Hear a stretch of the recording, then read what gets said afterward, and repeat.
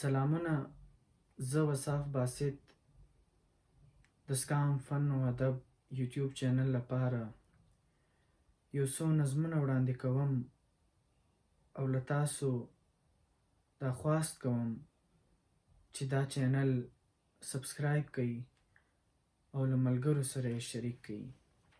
اول نظم دی: بیزارۍ. یو سړی د یو چا په وجود کې خپل ځان پیدا کوي. یو سړی د یو چا په وجود کې خپل ځان پیدا کوي. زما دوست د سګرټ په ډبي کې اوسي او خپل عمر زیاتوي.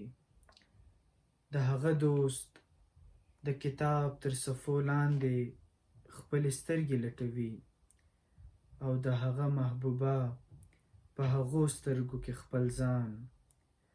زه پر کټ باندې پروت خپلو فکرونو وړی یم او ته مخامخ لکه څراغ راته بلیږې. آخر زه له خپلې ټولې بیزارۍ سره په تا کې ورک سم. یو بل نظم دی، عنوان یې دی لایبرري او زه. د خیالاتو وسعتونه بې معنا نه دي. زه ستا تصویر په اوبو جوړولی سم، ستا خندا په اوښکو لیکلی سم. لفظونه لکه باران پر ما راڅڅېږي. زه په لایبرري کې ناست ستا دپاره رڼا راټولوم او د رڼا څاڅکي په کاغذ باندې شیندم. خو له کتابونو کردارونه بهر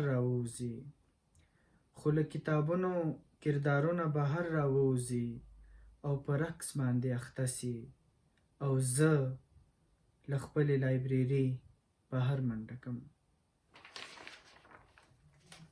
یو بل نظم دی او آخري نظم دی چې د مځکې غم.